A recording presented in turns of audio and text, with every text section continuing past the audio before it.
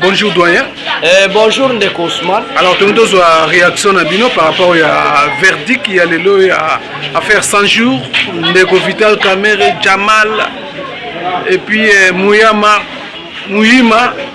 ba condamné bango. Bino réaction à Bino d'abord les nini par rapport à koyoka ba avocat na bande bazo ba no tribunal à rendre justice bien té.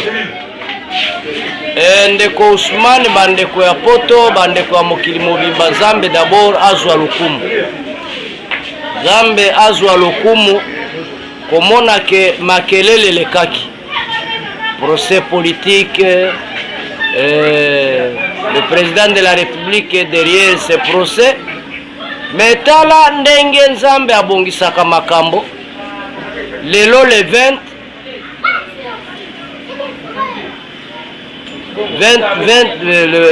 juin 2020 cour asali musala na ye na ba émission précédente na bande koloba ete procès oyo ezali procès moko juridique eza na lien moko te na politique. Lelo Ndeko Vital Kamerhe, Jamal son complice na Muyima justice asali musala na ye. Ndeko Vital Kamerhe akumisa Nzambe komona ke justice ayokeli ye mawa po alingaki azala condamné à mort un criminel parce que les faits aggravants il y a ba infraction ebele et tout le coup ba infraction donc elingaki écouter peine de mort mais bazuzi bayoki mawa bakateli 20 ans de travaux forcés na amande ya eturuku ya mbongo. Tata wana azali muyibi abandaki muyibi dès la prestation de serment ya mokonzi ya mboka. Lokola amonaki mokonzi ya mboka Kebere sikoyo ende abimi Kebere. Donc personnellement nakoki kosepela na malheur ya moninga te ya ndeko te. Mais la question que je pose, est-ce que réellement Kamerhe est mouchi? Ceux qui aza mouchi bandeko na biso ya bashi batu bayebisa ngai azali mouchi ya wapi? Parce que tel que je connais le peuple mouchi, bashi bazala mibite. Bashi ce sont des gens intègres, intelligents et guerriers. Vous avez non ceux qui va condamner Kamerhe Sud Kivu Nord Kivu et comment pays. Papa, moi je suis aussi de là. Moi je peux vous confirmer que Kamerhe n'est pas populaire par rapport à Obino Boyoka. Et ça na bato baza populaire. Kamerhe n'est qu'une goutte d'eau dans l'océan na est de la République. Pour preuve, à Kende campagne na mokonzi ya mboka a gagné combien de députés? L'IDPS a perdu de plates couture na est de la République na une députation nationale. Ce qui est à la populaire, il fallait jouer la biso ba député. Na parti na emoko yeni ça joue qui va député bon. Papa ça c'est du bluff. Autre bana le poteau du bluff. Donc blabla na yo asala ina tribunal. Omoni ndenge sukeli. Et puis arrogance ya buzoba. Arrogance ya buzoba, lelo abimi criminel intelligent. Ngai na qualifiaki détournement na ye, détournement système CTB. Système CTB zalinini. La conception, le transport et le bénéficiaire. Donc quand même na kati ya conception na ye, il ordonnait John Tumba au Pazana Boloko ake kozwa bake na résidence na ye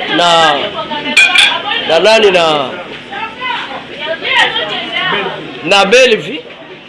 Allez bakaboli mbongo ndambo etikali bake kotikela Jamal abaluki lisusu pa Jamal azwi tala lelo balakisi lolenge mbongo ya leta eliami lokola nguba eliami lokola nguba.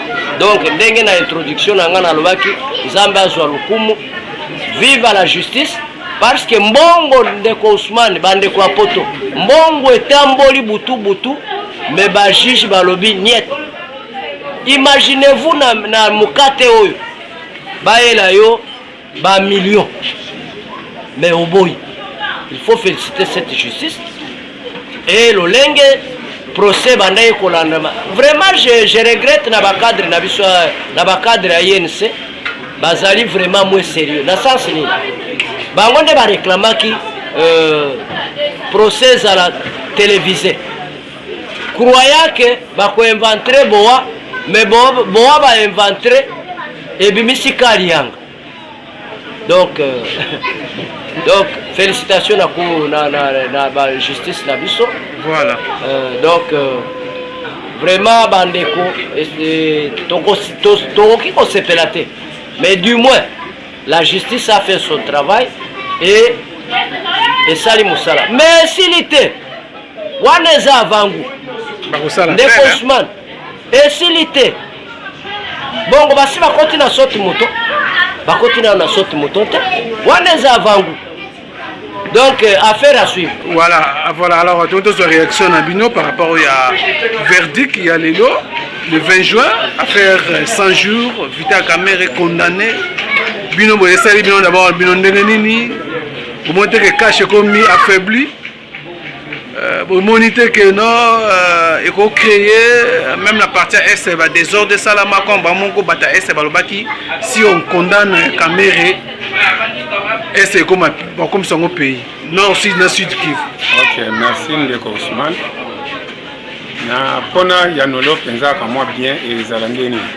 Donc il faut na zona nous moi masolo ya mboka. Titolo ba reza masolo ya mboka parce que toko zalani pour Kamerhe ni pour ni parce que ils ont été que za masolo ya mboka parce que babaki mboka oyo etomba makaka sena mibeko. Donc la justice élève une nation. Quel que soit les lois, tout le monde a kaka batuana kaka. Tout le monde a kaka batuana kaka balinga kaka chakimia na Congo tende bacha ba popona kotala ba popona balobaki osoki bokangi Kamerhe tokocha moto osoki bosali tokocha moto ekopela tende kona ngai eza mbongo ya Congo ba fenyo soto moni ngo eza na ngo réel parce que ça lokola balingi bakitisa mokonzi na biso balobaki asali lokote pour population humiliée. Mais likambo motoko kana nzamba osukisa biso to remercier ka justice to moni benza justice to cha penza eloko ba chaka mi balebo to achango penza na katikati atali koto parce qu'il y a des avocats il y a tout wana ko ba mboka ka bwana na ndimite parce que peut-être Kasavubu akimaka sécession da pesa ka Mobutu pouvoir mais c'est pas Félix alors na bango ki biso za bazoba na binote to ba yuma na binote. Pensez que vous avez un bon population kufa, donc on va aller à Rambo. Na édition na ratiré le lot, mboka ko kabonate. To kolokota lokotande bango parce basi ba meseni na système. Oyo mona kambise pour la kana mutu. Ndé ko zwanzo to mobile. On a fait papa na biso teke la biso et Etienne Tshisekedi baki mbisi nyose pour la kana mutu. Est-ce que c'est un problème to les cas qui sont to kende ki campagne to sala to solo li pe keno ndenge to zo travailler mutu ayibate. Siko ebandi siko boni yo bani na ndako otinda ka bato otindi na droite okyo lokoti yango na gauche otindi na gauche olokoti yango na droite wana babe na ebite na kolo basu ndenge nini mais na komisika Nzambe po justice na biso ezongi yango nde otombola mboka. Alors lelo avenir à cash ozomona ndenge nini Vital Kamerhe condamné et affaiblir Kashité. Bon, cash et koko affaiblir cash parce que na ngana landaka to landaka parce que peut-être bango basoloba na ba sale lokote parce que koloba ke cash ko fa ko samwa parce que lobande INCND ni na bango za pipo mokonzi na bango abimi polele moyibi ozomona mokonzi na bango moyibi ozo comprendre abimi penza moyibi na koloba nde INC ko fa so mi cash bo bantu msuba zaona bandimi tege bakende kokoya libulu moko na ye tala na batu na ya parti na ye baleka kiti na bazo samba kaka oyo bango bayibi c'est les fractures individuelles cash za nango ezo continuer bamembre bazali e tokabolaka pouvoir tozokontinue bapimeli mutu te oyo kaka koyiba ye moko atali na république ya bajuge bazopesa biso kombo oki kombo ezala ale antunde oyo république ya bajuge azobanga déjà sort no bazomona sort na bango zoya ezali likambo mboka moko alobaki ezali likambo mboka boluba ditunga iko neno ya inchi kasi neno ya inchi yango ekwiti likambo mboka ezali likambo mutu te tokokotia kamera non c'est un simple individu banomaki ye kaka po asalela mosala malamu mpona mboka ye abelisi mais il croyait que akokwesa présent na biso ya yuma na bango te atiki justice esala yango wana nangi na biso bato nyonso bamona yango mpasi mboka ekokabwana te si tosangisi deja makila mosoyela bali moluba oyo abali tozali eske soki tokabwani seke tokokabwana mpe na basi na biso na ndako mpo nga na oti mosika kuna bali moto abandi mais il faut tokabwana kaka mpo mboka ekokabwana te mboka ekabwana te d'ailleurs ezokoma nde si makasi na bana na biso baotanga baklasse ofele namona deja esengona nango enaonyoko masina motu tene nga na bela abc l'année passée po ya kolukaka baminerval mais namona deja ça va en tout cas ça va Mbote combattant Mbote Ndeko Ousmane. Voilà, alors tout le monde réaction à Bino par rapport au verdict de l'eau, bien que les avocats et la caméra rejeté contre un verdict à l'eau, tribunal à l'eau, projeté déjà que ça l'appelle. Alors on a invité Bino à combattre IDPS et ça Bino d'abord et puis comment besoin dans l'avenir il y a cash relation à Bino IDPS na INC. Merci beaucoup na mutuna na Ndeko Ousmane bandeko nyonso bazali kolanda biso na ngonga oyo to pesi na ya liboso mokako so to merci na ba juge na biso parce que baloba la justice élève une nation likambo etali vraiment IDPS etali NCT mais Taliban ya Congo kamera kendaki na bisika wa azali kosamba ezali pona makambo etali Congo et le verdict est salemi bakateli wana c'est suite ya bagaf ou bien ba infraction oya salaki en fait kolobake cash avenir à cash est vraiment meilleur dans le sens que l'individu caméra au sein ya cash dans un pas problème est-ce que INC IDPS na bandeko bazara tout autour ya cash baza fragilisé la base réponse la moitié manuel ça non comme on appelle la non tous allés unis tous allés kaka unis parce que et l'autre sangi si biso ezala no nation congolaise biso nyos to na Congo mboka na biso Congo to yaki poto sala musala na Congo to bongisa ke Congo elongo esike ezalaki emata et alors justice ya lelo na makambo eleki na procès oyo sur le plan national et international vraiment bar eza vraiment likolo na remercier vraiment magistrat na remercier batu nyonso wana basali musala na bango malamu kolobake ba avocat ya caméra bazobwakisa c'est dans leur droit bazobwakisa bango soko tali avocat balati ndenge nini noir mobimba awa ezaka pembe c'est pour dire que non lukuta ezali makasi le cadre na bango vérité ezaka ka muki na mitema na bango baebi ils défendent l'argent au banquese ou bien au basé pas caméra défense na bango yango wana ti na suka ba défendre kaka ningo wana mais tu ebi que vérité zaka ka mukia wana tolo na bango na tojo balataka wana c'est pour dire que non conscience na conscience na bango ba yebi que makambo eleki vraiment na vent moko normal et puis na ndenge bakati lelo na mitema na bango bazoloba parce que la caméra peut-être va koloba te hein mais tant bazozonga na famille sikoyo ba membre famille ba komo tuna bango par exemple ba vérité moko ba koloba ba défendre ba mbongo oyo te kuti na ba poche na bango na biso to tikali vraiment serrant cash na ba partie nyonso wana oza na kati ya cash to tikali vraiment serrant pour tata avenir ya mboka Mbote Ndeko Ousmane. Voilà, alors verdict et tu rendre verdict, il y a faire 100 jours voler maison préfabriquée, caméra condamnée, Jamal et consort. Bino bozomona bomoni makamba ça d'abord bino ndengeni réaction de nos allons ndengeni. Merci Ndeko Ousmane pour la question na yo. D'abord na ba émission ngé les kaki to salaki na yo.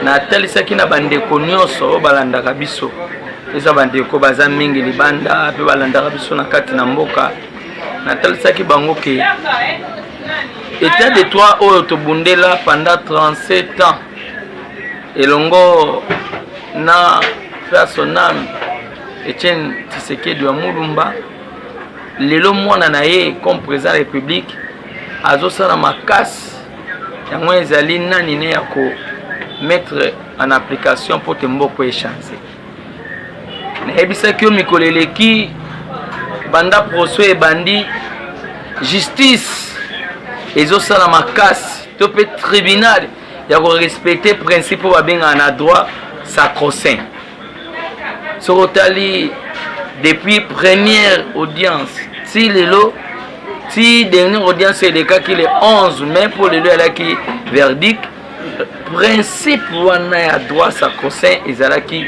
respecté sacro-saint ezali principe oyo bakoki kokondane mutu te bakoki kokanga mutu te bakoki kotya mutu na boloko te soki bayoki ye te kobosana te système ya justice na biso toza na système moko ya contradictoire une justice avec un système de contradictoire o moto akoyala liboso basusi bamemie bayoki ye contradiction esalami na batémoin na banini eza oyo justice na biso système oyo et adopta il y a qu'on respecter principe il y a contre saint donc ekoloba te principe oyo ezalaki kala na Congo kasi na ba régime nyonso eleki otobenga ba régime dictatorial eleki ebomaki justice ebomaki kaka principe oyo eboyaki justice oyo esika nango ba congolais il a fallu bazela après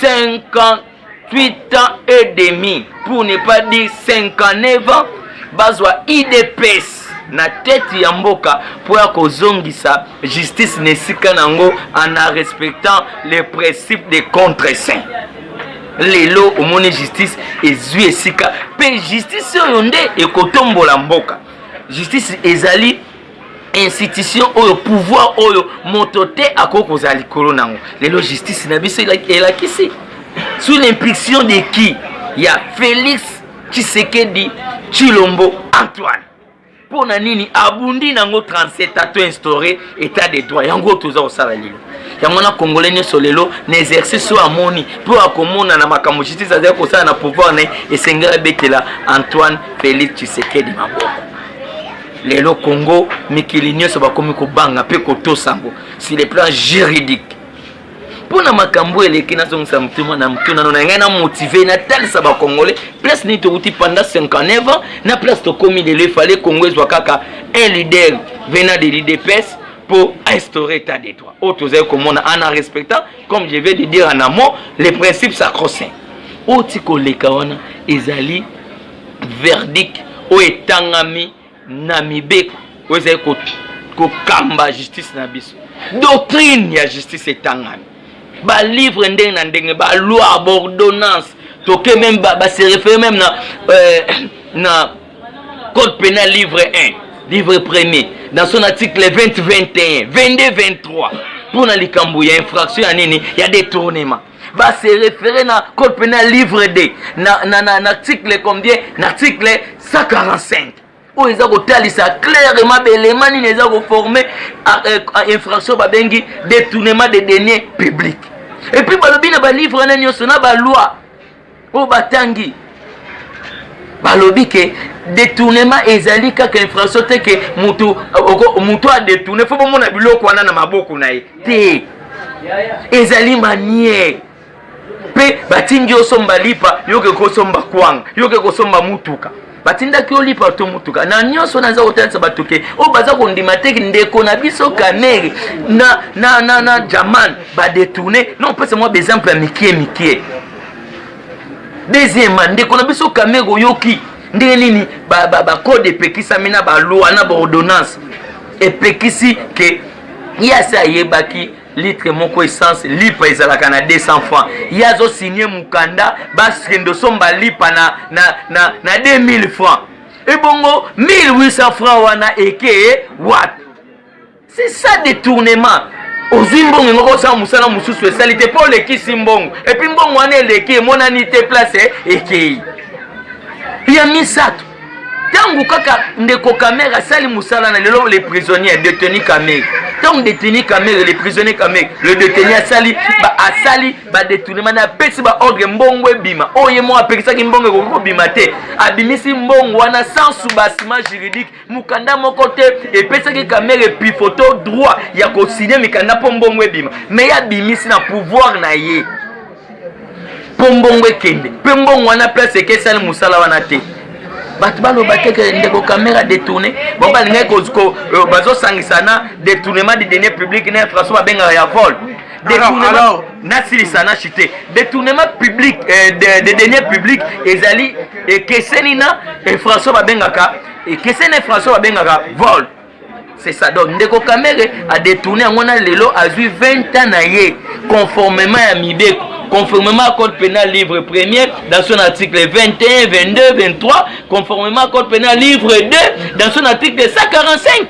Des PC bazouzi tribunal pouvoir en pifo yako prononcer sentence na ba livre wana et quelques lois. Donc a mérité ba mérité na jamais makambasala qui na détournement ba prouver biso le noir sur blanc na tribunal ba expliquer le comment en respectant en amont les principes sacro-saints. Voilà, alors maintenant ba conséquence na on a na coalition na bino na alliance na bino FCA cash ba conséquence ezali sikoyo parce que audience yala ki ka juridique te audience pesa ki pédagogique na si le plan pédagogique pesa bango mayele sikoyo koyeba ke biloko ya leta eza biloko na ngai te mbongo ya leta eza mbongo na ngai te place naza ko gérer ngai te muna komi Dieu le père ngande Dieu créateur te na ekomi na nini na ko rendre compte mutu no sofa ba ke soki leta pese moi etene o ba benga na lopoto parcelle d'autorité asengeli ko gérer o malamu pa ko rendre compte na population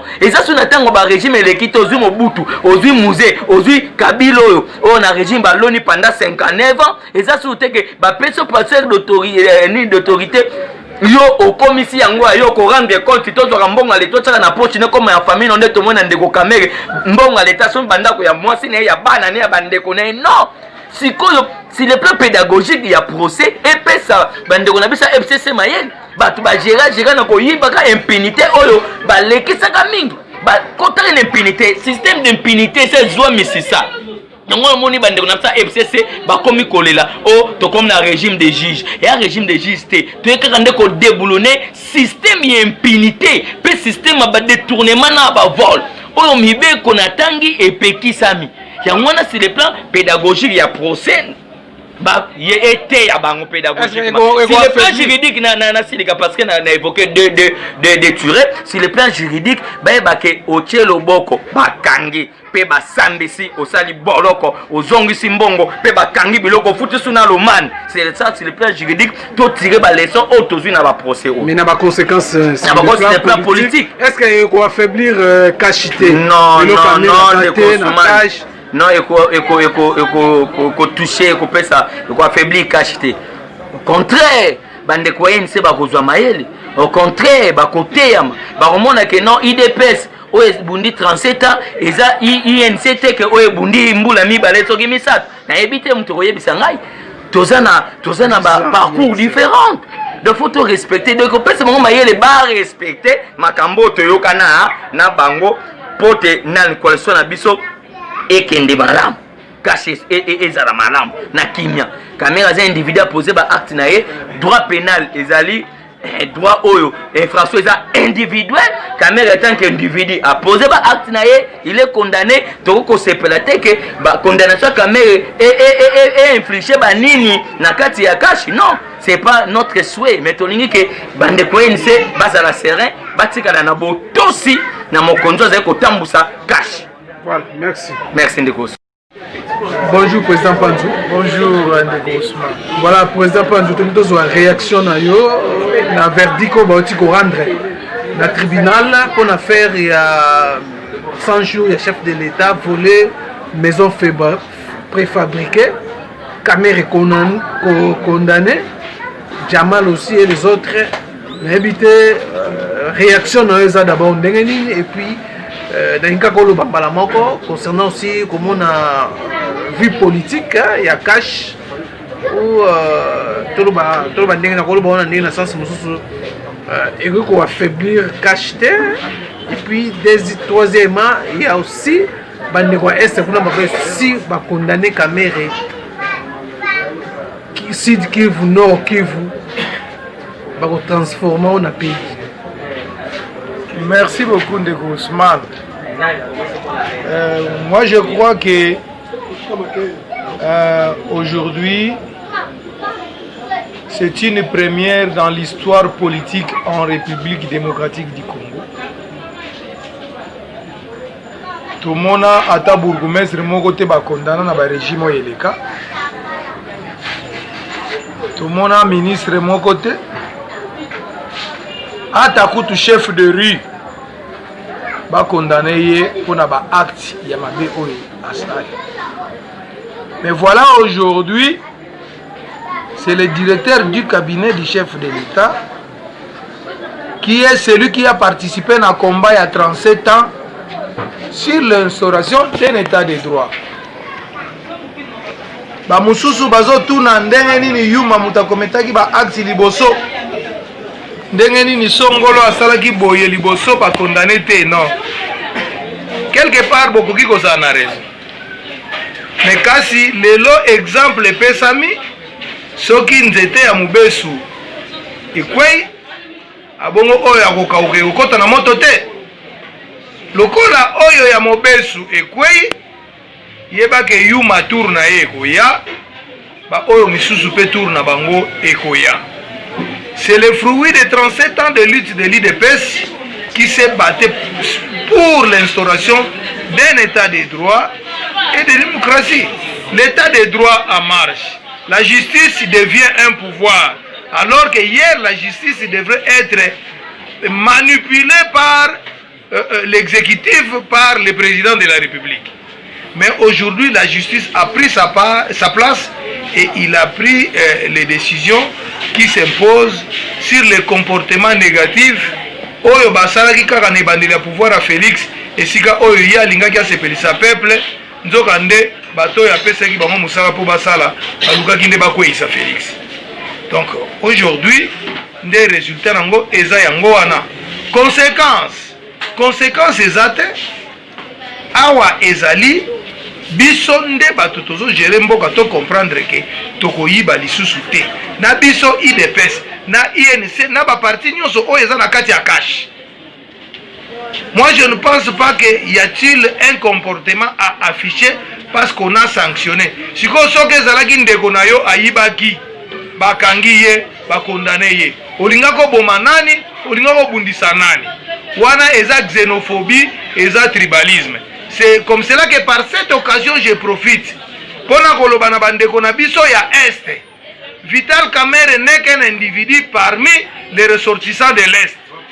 Il a détourné les deniers publics, il est sanctionné. Ce n'est pas Kivu qui a volé, Kivu n'a pas volé, Kivu baza libre, bazo circuler librement, baza incarcéré. C'est Kamerhe qui a commis l'acte, c'est Kamerhe qui a été sanctionné. Cash ekoti kala mobimba ndenge ezali, mais il y a un membre de Cash qui est malheureusement le président il y a INC qui a été sanctionné. Jamal, patron d'entreprise ayant participé à crime, a été sanctionné.